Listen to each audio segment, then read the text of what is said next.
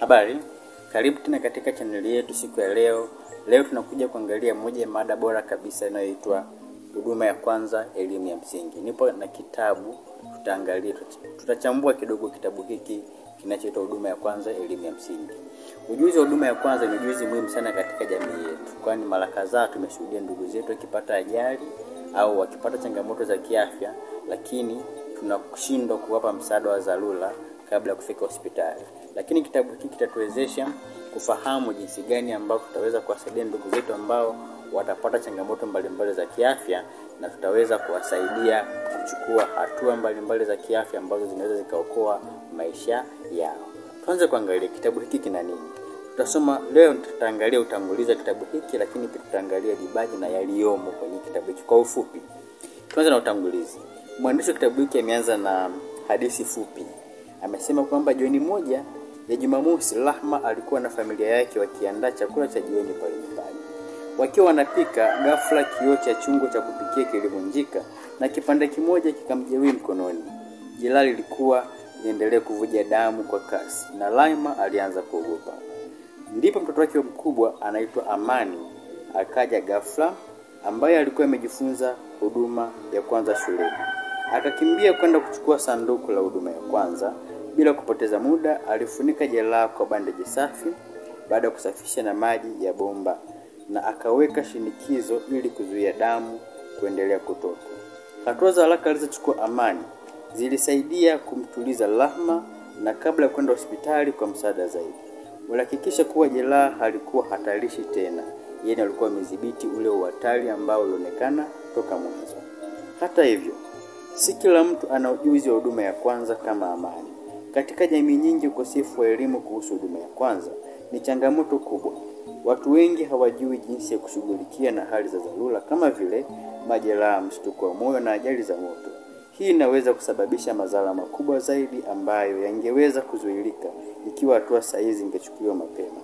Mara nyingi, watu wanapokutana na hali hizi huhisi hofu na kutojua cha kufanya, hali ambayo inaweza kusababisha maafa. Changamoto nyingine ni matumizi ya vifaa visivyo sahihi au hatarishi kwa afya wakati wa kutoa huduma ya kwanza.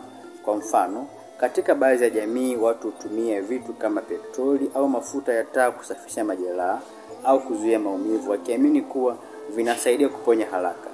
Hali hii ni hatari sana, kwani inaweza kusababisha maambukizi makubwa au kuharibu zaidi sehemu iliyojeruhiwa. Kutumia vifaa salama vilivyokusudiwa kwa huduma ya kwanza ni muhimu sana kwa usalama wa mgonjwa. Lengo la kitabu hiki ni kukupatia maarifa muhimu ili uweze kukabiliana na hali yoyote ya dharura kwa usahihi, iwe ni nyumbani, kazini, shuleni au barabarani. Ujuzi wa huduma ya kwanza unaweza kuleta tofauti kubwa kati ya usalama na hatari kubwa. Katika kitabu hiki utajifunza hatua rahisi na zinazoweza kufanyika mara moja unapokutana na hali ya dharura. Tutakuonyesha jinsi ya kushughulika na majeraha, matatizo ya kupumua, mshtuko wa moyo na majeraha ya moto. Na zaidi ya hayo, utajifunza umuhimu wa kuwa na vifaa sahihi vya huduma ya kwanza na jinsi ya kuvitumia kwa usahihi, na pia kujiepusha na matumizi ya vifaa hatarishi kama petroli au mafuta ya taa. Tunatumaini kuwa mwongozo huu utakusaidia kujenga ujasiri na uwezo wa kutoa huduma ya kwanza kwa ufanisi. Kila sura imejaa maelezo ya vitendo, mifano halisi na njia za haraka za kuokoa maisha. Karibu kwenye safari ya kujifunza huduma ya kwanza na kuwa shujaa wa kila siku katika jamii yako. Kwa kitabu hiki ni kizuri. Huu ndio ulikuwa utangulizi, na yaliyomo katika kitabu hiki ni yafuatayo ambayo utapata kujifunza. Kuna takriban ya sura 15 katika kitabu hiki bora kabisa kuhusu huduma ya kwanza. Na kwanza kuna ujumbe maalum, kuna shukrani, kuna dibaji, kuna misamiati rejea, kuna utangulizi. Sura ya kwanza, mwandishi wa kitabu hiki ataelezea kuhusu utangulizi wa huduma ya kwanza, na sura ya pili ataelezea huduma ya kwanza kwa majeraha ya ngozi. Sura ya tatu mwandishi anaelezea huduma ya kwanza kwa majeraha ya mifupa na misuli. Sura ya 4 mwandishi anaelezea huduma ya kwanza kwa majeraha ya moto. Sura ya 5 mwandishi anaelezea huduma ya kwanza kwa matatizo ya kupumua. Sura ya 6 mwandishi anaelezea huduma ya kwanza kwa matatizo ya mshtuko wa moyo na kiharusi. Sura ya 7 mwandishi anaelezea huduma ya kwanza kwa mtu aliyezimia. Na sura ya 8 huduma ya kwanza kwa kuchomwa na wadudu au wanyama kama vile kung'atwa na nyoka na nyuki na nyigu na wadudu wengine. Sura ya 9, huduma ya kwanza kwa majeraha ya macho na masikio. Sura ya 10, huduma ya kwanza kwa matatizo ya sumu. Sura ya 11, huduma ya kwanza kwa aliye na matatizo ya kutoka na damu puani. Sura ya 12, huduma ya kwanza kwa matatizo ya kwikwi. Sura ya 13, huduma ya kwanza kwa mtoto aliyebakwa au kulawitiwa. Sura ya 14, hatua za awali za kutoa msaada wa kisaikolojia kwa mtoto aliyekumbwa na unyanyasaji wa kijinsia.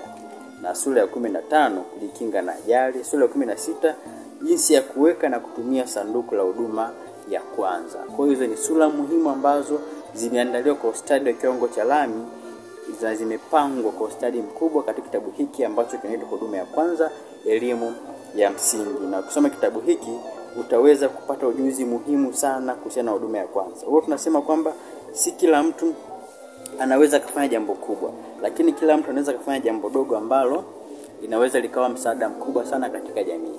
Kuna kipengele kinaitwa ujumbe maalum wa kitabu hiki. Kuna sura nzima, lakini kuna nukuu moja mwandishi wa kitabu hiki ameandika, anasema kwamba fanya matendo mema kwa unyenyekevu, si kwa ajili ya kushinda sifa, bali kwa sababu alama utakayoacha kwa wengine ni ya thamani isiyopimika. Kwa msaada wa Mwenyezi Mungu na kwa pamoja tunaweza kujenga jamii yenye nguvu, yenye msaada na yenye kujali afya na ustawi wa kila mmoja wetu. Sasa katika vipengele vinavyokuja tutachambua sura moja badala nyingine na tutakuongezea ujuzi kamili wa huduma ya kwanza. Nikutakia siku njema. Kama unahitaji kitabu hiki utakipata kwa namba ambazo zinapita hapo kwa gharama shilingi 5,000 tu ya nakala laini, yani soft copy, na tutumie popote ulipo ndani na nje ya Tanzania. Nikutakia siku njema na Mungu akubariki. Tukutane katika vipengele vijavyo.